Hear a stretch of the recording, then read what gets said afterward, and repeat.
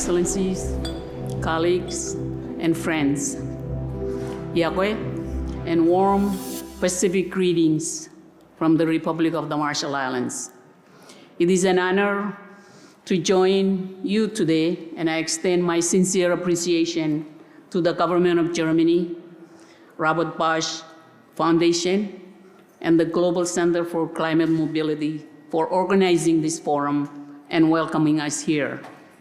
For the Marshall Islands, the impacts of climate change are not an abstract future threat, but a daily reality. In a small island state comprised entirely of low-lying atolls rising only 2 meters above sea level, it could not be otherwise. As the seas rise, there is no high ground for us to retreat to. Too often, migration is proposed as an acceptable solution for Marshallese people by those who are not Marshallese. But I can say with absolute certainty, after completing our national adaptation plan, that for the vast majority of Marshallese who remain at home, migration is not their chosen adaptation strategy. Emissions must be stopped, and adequate adaptation finance must be provided.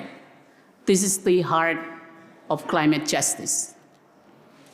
So I'm glad to see that the right to stay is the first principle that we endorse today. It resonates deeply with our people's hopes for the future.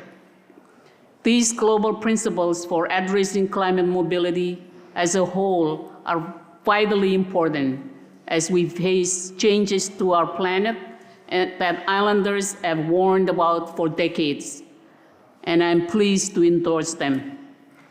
Now, we need to work together to ensure that the principles have an impact across multilateral forums that can address the climate crisis, stop emissions, and prepare our world to adapt to the impacts that have become unavoidable. We must work together as friends and allies wherever decisions are made that need to respect these principles. The transformation of global economies, energy systems, and financial models is a task no country can undertake alone. So we must bring together our diverse countries to drive change in new forums, but also in those that have been established for decades, where progress is slow but critically important.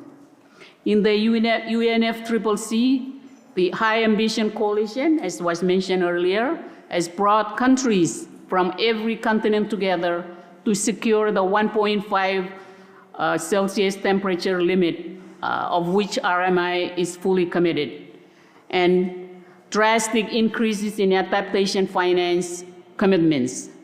At the Human Rights Council, progressive countries have worked together to put climate at the top of the agenda, including through the creation of a special rapporteur.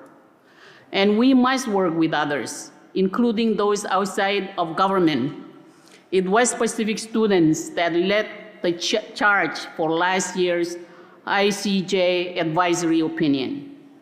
That opinion was a landmark step towards the growing recognition that a country's statehood, sovereignty, and maritime zones cannot be diminished by sea level rise as a result of climate change. This affirmation of continuity is also a central component of these principles we are endorsing today. And for the Marshall Islands, there can be no ambiguity about this. Excellencies, friends, climate mobility will be a defining challenge of our time. I hope that climate vulnerable countries, large and small, will work together to support each other. We have an excellent set of principles agreed, and it is time to talk about how we put them into practice. I look forward to advancing this effort with all of you. Komoltada, and I thank you.